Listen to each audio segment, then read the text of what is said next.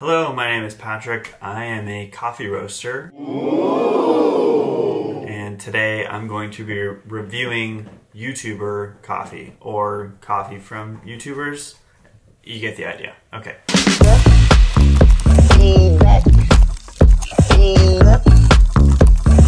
I chose 3 YouTube creators who I know are connected to the coffee world or have coffee products that are connected to their name. Just gonna be reviewing my experience purchasing their products and giving you my thoughts as somebody who roasts coffee themselves. The YouTuber coffee combos that we're gonna be reviewing today are James Hoffman with his coffee company Square Mile Coffee Roasters, Peter McKinnon, who did a collaboration with James Coffee Co., and Emma Chamberlain with her coffee company, Chamberlain Coffee. Before we jump into the review, I bought all of this with my own money. Don't know any of the folks involved personally, just know them through YouTube. They don't get to see this before you do. I'm not looking to throw shade at anyone involved here. This also doesn't reflect on the people involved in making the coffee or the creators themselves. So yeah, be nice. So first up, let's talk about my purchase experience buying all of these coffees online.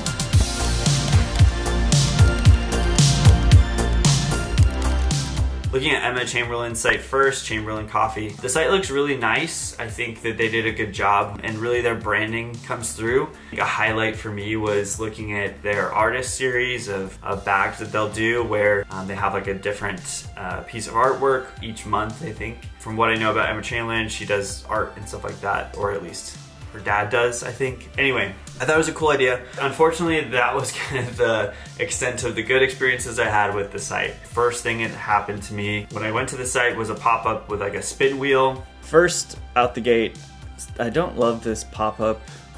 All right, but we'll do it, I guess. I guess we get 10% off. Blur this out so that you don't see my email address. Okay, well now this is too much. This is too much. You need my email and my phone number?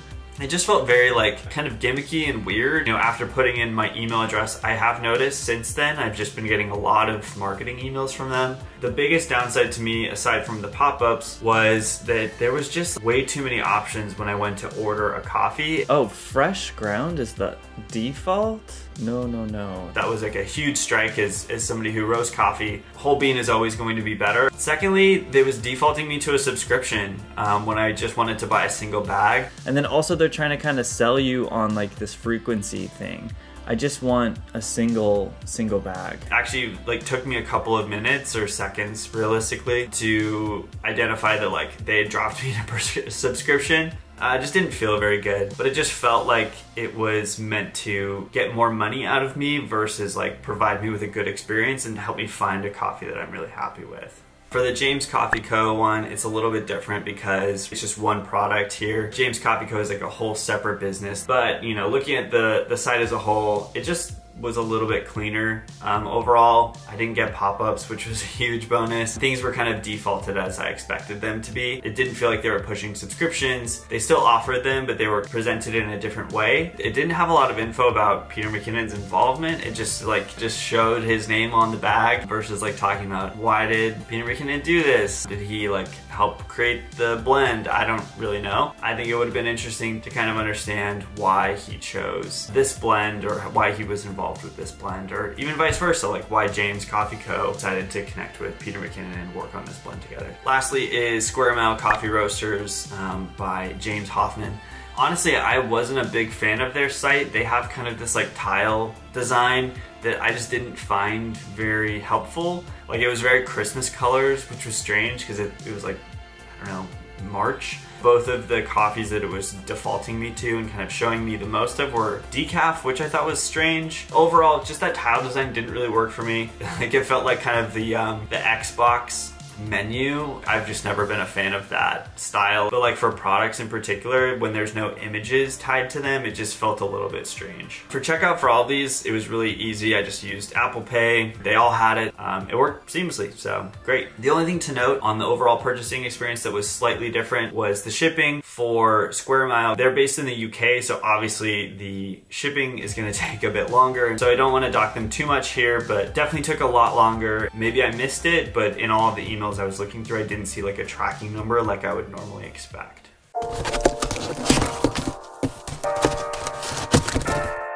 talk about packaging. Emma Chamberlain's packaging with Chamberlain coffee, excellent. I really like this. You know, the bags are bright, colorful. The branding is really cool. It's very cute. I like her logo a lot. It looks really uniform across everything that I've seen. Looks like they just have a really strong brand identity. One thing I didn't love is just missing some kind of basic info that I would like to have seen on the bag. Based on the experience with the site, I wasn't like totally shocked to not see a lot of info about the individual coffees making up the blend that I purchased. I also would have liked to have seen like a roast date. This is something that I noticed with all three brands is there's kind of, in just coffee in general, there's kind of two schools of thought. One, you look at the roast date when the coffee is actually roasted. Two, looking at like a best buy date, which is typically what you'll see with like grocery store brands or brands that are on the shelves for longer periods of time. Emma Chamberlain's coffee certainly fits in that second category. Next up on the packaging is Peter McKinnon's. I think it works overall. Like the black bag I think matches Peter McKinnon's kind of aesthetic and vibe that he's gotten going on there with like pirate stuff. I don't fully get it, but you know, good for him. When I was looking at the rest of the James Coffee Co. offerings, it did feel a little bit like the rest of the brand had maybe gone through a redesign and then this bag just like didn't get touched for some reason. Everything else in their offerings is like really bright and kind of white bag, whereas this one's like black and gold. I think it looks fine, but it did feel a little bit dated to me. Similarly here, they had a best buy date on their bag as well, instead of a roast date. Again, maybe this is more of like a mass market blend that they do versus some of their other single origin stuff, which I would be really shocked if it didn't come with a roast date instead. And lastly, we'll talk about James Hoffmann. Overall, like it's a really clean bag design and it's very minimal, which I think works well here. It's a good amount of information on the bag. Didn't feel like anything was like really missing here. They did have a roast date. That also was just a big step up and really showcases like James Hoffmann. He's a huge name in the coffee industry. The biggest downside I have with the packaging here is that it's just like comically large. The bag is just like 2 times as tall as the other bags and every other coffee bag I've seen. It was just a really weird choice in my view because like from what I can tell, it's a lot of extra material for the bag to be that tall. And it just felt like wasteful from a packaging standpoint. Really just kind of odd. Like comical is the best way I can describe that bag. Okay, we are in my kitchen and I am testing all of the coffees now. Brew them all the same exact way, all on the V60. I'm just pouring them into my identical containers so that I don't remember which one is which. So now I'm gonna just kind of mix them all up. All right, so here we go. I'll start on the right, my right, move to the left. It's really, really light. Feels a little under extracted. It's not bad. I don't mind that at all. It does feel a little under extracted. I think maybe that first sip was maybe a fluke. It's getting a little better as I kind of drink it. But I like that. It's got it's pretty well balanced. I would say it's, you know, it's not overly bitter. It's pretty smooth and I like that coffee overall. I'm gonna go to the next one just to kind of compare. I should probably have some water in between. Okay, definitely darker, more bitter. Yeah, a lot more body on that one too. I can taste like, you know, when you can kind of feel it coating the inside of your mouth a bit, getting on that a lot more on this one. Not a bad cup of coffee, but certainly not as complex, I would say, as this first one. This one is kind of just like more of a generic coffee flavor, like that kind of chocolate with a little bit of bitter. Nothing really jumps out at me. It's not bad, but it's not great. Number 3. Okay, this one's much different than the last one. Really light, a lot of complexity. Enjoying this one quite a bit. Yeah, that's good. It's pretty fruity. Yeah, that's really great. I like that one a lot. Good body to it. It kind of has that like dry effect on your mouth. But I like that a lot. Okay, this is great as well. Quite a bit different, more earthy, like way more earthy from any of these actually. But it's roasted really well, I can tell. Feels very consistent. Yeah, a lot of complexity in this one as well. So I would say ranking these, I don't know actually. This is a great cup of coffee. This might be my favorite. I'm gonna go back to these three again because these are kind of the top contenders, and this one's definitely the loser of the three. Here's the thing, this one is getting better every time I drink it. I think as it cools, I'm just getting more out of it. This one is really good too. I'm liking it less. Okay. Things are kind of changing in the order that I had in my mind at first. So originally I was thinking this has been the bottom since I tried it, but as these kind of cool and as I'm tasting them more, I'm getting different things out of each of them. This is a really great balanced, well roasted. You can definitely tell that it's a single origin coffee. And I would say this one as well feels really, really sweet. Fruity notes are coming through, and this one is really improving as it cools. So I think this one is kind of creeping up, and now I would say these are kind of tied, number one, number two. They're just so different. I don't know if I can, but I can tell these are the two single origins, so that leaves these two to be the blends. I'm gonna put these both at the number one spot because they're both great, well-roasted coffees. Yeah, incredible. Between these two, this one is certainly in last place, and this one would be, I guess, third. I forgot actually that I have one more coffee here to test, and that is kind of instant coffee, tea bag style thing that they have going on here at Chamberlain Coffee. What it is they come in these little pouches. It's like a little tea bag full of coffee. Steep it in water for 5 minutes. One quick note that I had just while I was opening it, like a tea bag normally does, this was like attached to the actual bag itself. And when pulling that off, like it looked like it tore open the bag that holds the coffee, so hopefully there's not grounds in here. It's been 5 minutes now. This is our kind of coffee tea bag. I'm gonna just leave it in there because it feels like it's gonna be a mess otherwise. So it's still pretty warm, so it's a little bit hard to get some of the flavors out of there, but I do think it's better than this one, which is strange. No, they're about the same. They both are not great.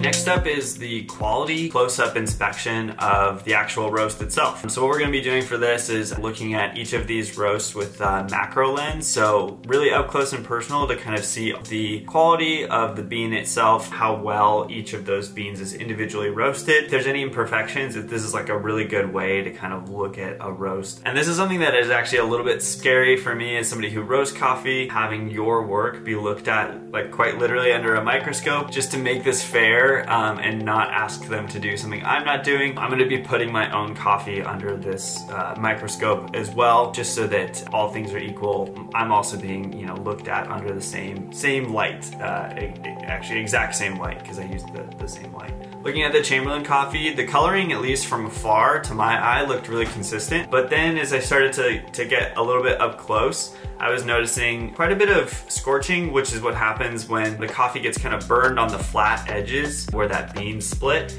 And you see kind of like some scorch marks, like little black, brown, dark spots.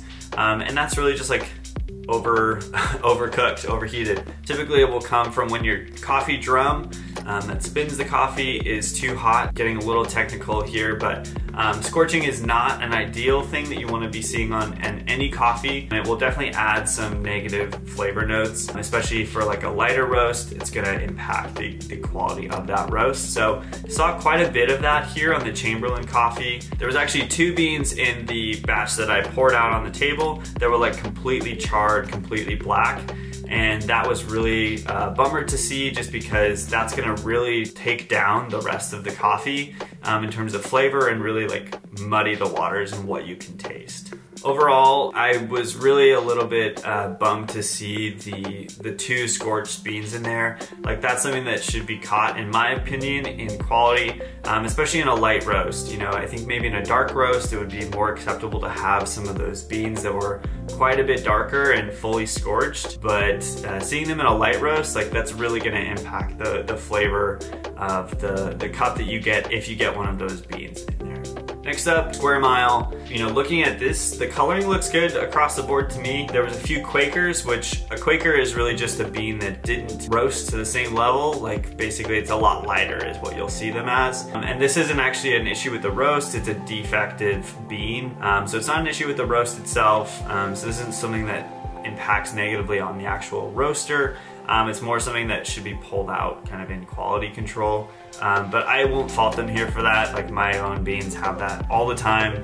There wasn't an abundance of them, just a couple here and there. There is definitely some scorching here, but I think compared to the other roasts on this list, it's much more minimal than the others here. It's not a huge deal, and it's honestly not like something I would really jump out and like knock this coffee a lot for. As a roaster looking at this, I would be perfectly happy with selling this coffee. It looks good to me even under such close scrutiny. Looking at the James Coffee Peter McKinnon blend here, you know, despite this being a blend, I think the coloring looks pretty consistent across the board. Certainly you can tell there's different shapes and sizes of beans here, so we're definitely dealing with a blend and less consistency than the single origin from Square Mile. But overall, like, it looks pretty good to me. I think the consistency and the coloring looks solid. There's some issues here and there, but overall I'm pretty impressed with the roast. Similar issues, I think, you know, some Quakers present, those lighter beans, and then some scorching here, but again, not overly concerning. And lastly, my own coffee from Charlie's Coffee Co. The biggest thing I noticed here is just the amount of chaff that I have in my coffee compared to these bigger operations. I'm working on a much smaller machine than any of these roasters are. So I think that's one issue that I'm noticing. You know, it's not gonna impact the taste at all, in my testing at least. Certainly, you know, it looks a little bit nicer when that chaff is fully removed and those beans look a little bit cleaner. And actually there was more scorching on my bean than I expected there to be, and really just had me thinking about how I can change temperature when roasting this particular coffee. So yeah, similar scorching levels I think to the James and Square Mile. Overall, this is a really good exercise for me as a coffee roaster to look at my coffee under an intense lens, under intense kind of microscope, if you will, to see the quality so up close. I did have one or two Quakers here and there, so similar issues I think to the James Coffee and Square Mile. Not overly concerning. I think the number one thing I noticed is just, you know, getting some more of that chaff removed just to have a cleaner appearance.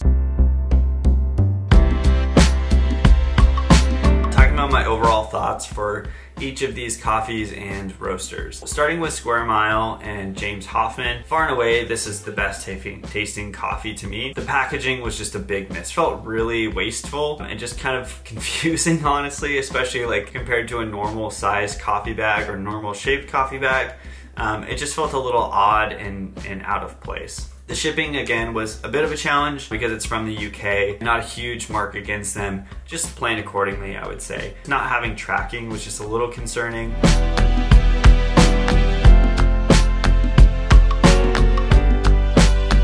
Next up, James Coffee with Peter McKinnon. This to me was like a really solid blend. I was pleasantly surprised with how well balanced this coffee was. I would have liked to have seen a roast date on the bag itself. But overall, I would recommend this to anyone who's maybe new to coffee, trying to get into specialty coffee for the first time. It's hard to imagine somebody who wouldn't enjoy a coffee like this, as long as you enjoy coffee in the first place. But yeah, really great work. I'm super impressed with what they had to offer here. I'm normally not a big fan of blends and really enjoyed this one.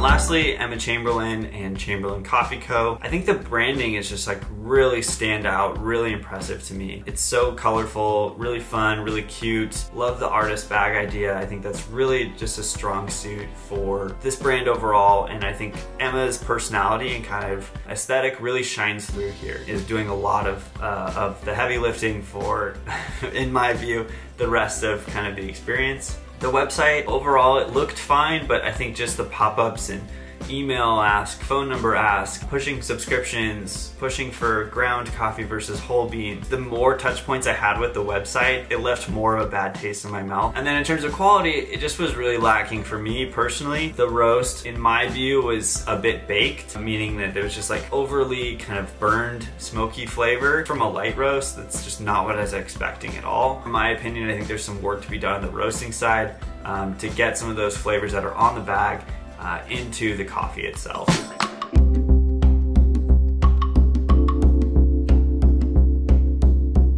Alright, lastly, my own coffee company, Charlie's Coffee Co. A little bit of a shameless plug here, but more wanted to talk about just my own experience, kind of comparing my work against some of these other coffee roasters and folks I really respect, to be honest with you. I was really happy to see my own coffee hold up against other coffees that I really enjoyed, looking at them under a microscope, seeing what I could potentially improve, and really something that I look forward to doing again with coffees in the future, and just helping myself improve, because these folks have been roasting a hell of a lot longer than I have, and definitely have a lot to learn from them. The best intro to specialty coffee is going to be the Peter McKinnon James Coffee Co. blend. The best quality is going to be that James Hoffman Square Mile coffee. Really, I think based on my experience with them, I would have no problems, recommending any of their coffees if they're able to roast that one as well as they do. And knowing James Hoffman and the amount of experience he has, I guarantee they're doing a really great job with all of their coffees. So probably a sleeper hit if you're in the United States. And lastly, I think Emma Chamberlain's coffee, where I would kind of mark this, is it's a really good like grab and go coffee. Specifically, I think the kind of tea bag style coffee that they have, that seems like a really good option for someone as like an alternative to a Keurig, or somebody who's on the go trying to get some coffee in before their work day or on their way to the office or something like that. If you're on the go, I think that's probably a good option and may taste a little bit better, or at least different, and be a better experience, and certainly less wasteful than some of those like plastic Keurig pods. Thanks so much for watching. If you want to buy any of the coffee that I talked about in this video, I'll have links in the description for where to purchase all of that. And if you buy my coffee that I've roasted, really, I would love to hear your feedback. I'm learning and growing as a coffee roaster, and would just really genuinely love the feedback. So if you do purchase any of that, thank you. Thank you for watching. Thank you for supporting this channel, this coffee business. And I will see you later. Okay, bye.